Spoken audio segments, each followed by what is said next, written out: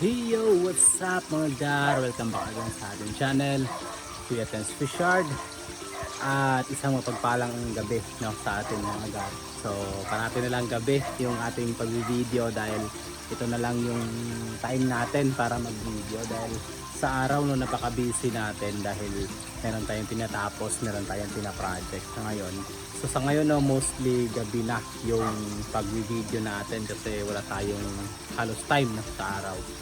So magbibigay tayo ng update no mga gar sa ating ginagawang concrete pond, tapos papakita natin yung mga alimango natin na pinapataba no, na hopefully no mga 1 week or 2 weeks after no matataba na to, tapos mai-dispose na natin para balik na yung kapital. Ayun, so tara.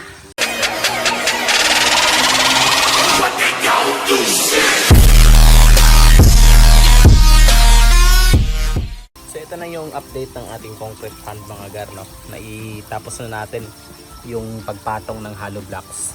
So mukhang straight naman mga gar no.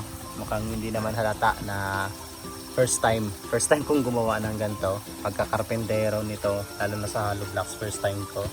So ito yung ginawa ko, dalawang patong lang yan ng hollow blocks mga gar.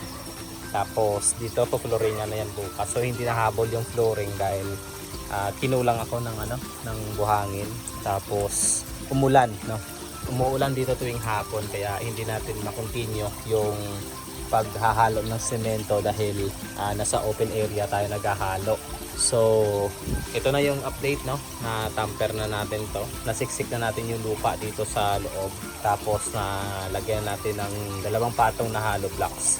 Tingin ko matibay naman yung pagkakagawa nitong dalawang patong na to na hollow blocks kasi merong nakabao na bakal sa ilalim, tapos nilagyan ko pa ng pangalawang bakal. Ayan, nilagyan ko ng pangalawang bakal. So sa totoong construction no, naglalagay ng pangalawang bakal na ganyan na naka horizontal. Every 5 hollow blocks na patong naglalagay ng isang concrete no, na naka horizontal. Pero sa akin dahil hanggang dalawa lang naman ito, tapos papatungan ko kasi ito dahil dito ako pumapatong pag inaabot ko itong taas. Ito yung purpose nito.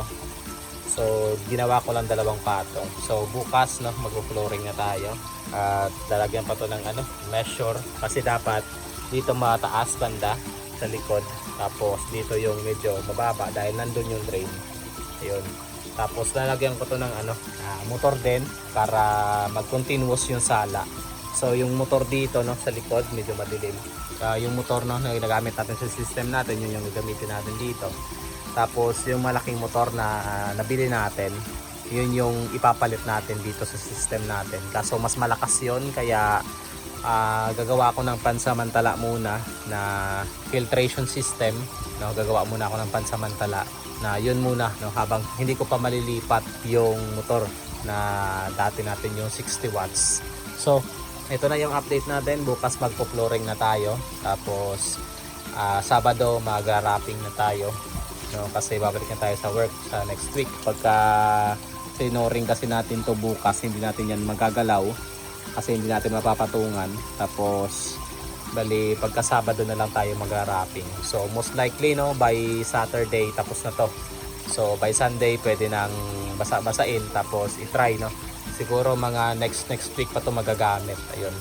Mag-aano na kasi, mag-high tide na kasi kaya medyo madami naman tong dagsa ng mga alimango na naman. Kaya yun yung problema natin. So ito, silipin natin mga gar yung mga alimango natin dahil matagal ko na itong hindi napapakita. So dito mga reject lang yan dito. Mga reject lang. Actually yung mga dawat natin dito na na pinapaluno, may tumutubo na sa kanila na na sipit. Ayan mapapansin yung mga gar no, may pula. So malapit na yan mag-molt no. Meron nga nag-molt dito kahapon mga gar. Dito banda no, may nag-molt dito kaso hindi ko napansin. So kinain nila. Kinain nila yung kasamahan nila. Ayun. So wala, okay lang naman yon dahil niluto namin yon. So dahil yun ay soft shell no, ginawa siyang prito siya kasi kain lahat. So ito yung mga pinapataba natin dito ngayon mga gar. Ayan. Tapos yung mga malalaki to. Yun. So meron tayong pinapataba dito na dalawang hilera mga garno. Dahil 41 ito bawat isa. So meron tayong 42 na pinapataba. Tapos meron tayong mangilan-ngilan no, na mga matataba na pero hindi pa natin na-out dahil wala pang kasama. Kasi meron na ako nakitang buyer mga garno na pagka meron tayong maraming malalaki, lalo na mga babae dahil mga mahal na babae, yun, dinadala natin doon. Tapos hindi lang natin dinadala doon yung mga medyo may kaliitan, sample mga ganito, yung male na 160, yung hindi nakakaabot ng sa 200 grams, hindi natin doon dinadala. So yung mga ano lang matataas na from 200 grams pataas lang yung dinadala natin doon. So medyo madami-dami to, siguro mga 2 weeks sure na tong tataba. Yun, yung laki niyan mga gar, yun, mga solid no, yung mga ano natin ngayon, yung mga alimango natin. Ayun, ayun no.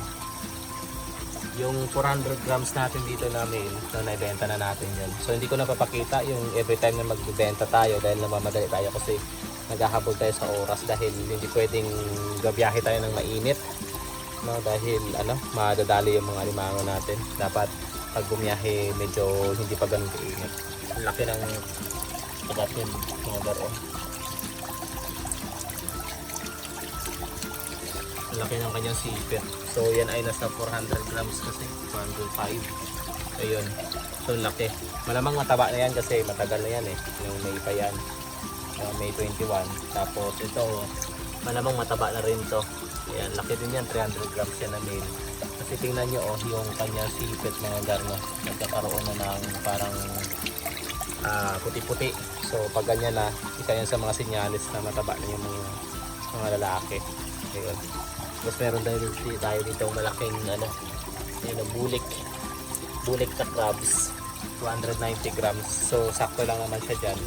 Yan ang mga ano, mahiyaing klase ng alimango. Mga mahiyain yan sila dahil parati yan sila nagtatago. Tapos hindi agad-agad sila nagre-respond sa pagkain. So meron tayo dito nabili no, na may damage. Ayun no, may damage yung kanyang tagiliran. Kaya hindi natin siya maibenta. So ang gagawin natin dyan, hayaan natin siyang mag-molt. So nagre-response naman siya sa pagkain. Kaya malamang sa malamang no, mag-molt yan. Sana maging successful. Kasi pag nag-molt yan, sobrang laki niyan dahil nasa 225 grams na yan siya mga gang. 225 grams. Yun. So ito yung mga limango natin ngayon. Konti lang yung mga matataba natin dahil itong linya to, ito yung lagayan ng matataba natin. Ayun. So parang nasa ano lang yan, 5 piraso lang yung may laman. So, nasa 5 piraso or 6 ganun yung laman. Ayan. So bukas no, so continue natin to. At hopefully no, by Saturday matatapos natin to para next week pwede na itong gamitin kasi hindi to pwede na gamitin agad-agad dahil papatuyuin pa talaga to no? Babasain tapos papatuyuin kasi hindi pwede to na biglain dahil masayang yung effort ano? So ang ganda, galing. So na lang muna yung video natin mga garno at nag-update lang tayo dito sa ating concrete pond tapos sa iba natin mga alimango. So ito mga reject na natin tayo ipakita kasi mas yung madami tapos mahirap kasi silipin dahil nakaharang itong kawayan. Ayun. So plano ko tong baguhin no, dito banda. Baguhin ko to. Papalitan ko to ng ng container na buo tapos ito ililipat natin dito sa kabila kasi yung sa kabila niya na ko na rin yan, na prepare na rin yung kawayan niya na paglalagyan.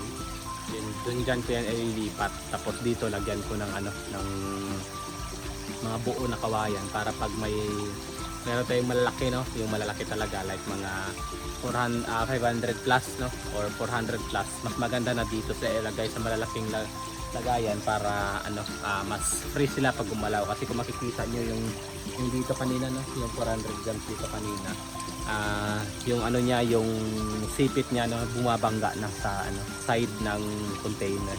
Yun. So mas maganda, mas malaki para mas pakakagalaw. So hanggang dito na lang yung video natin mga gar no, hanggang sa muli no. Ito yung Kuya Tess na sasabing to God Daglo.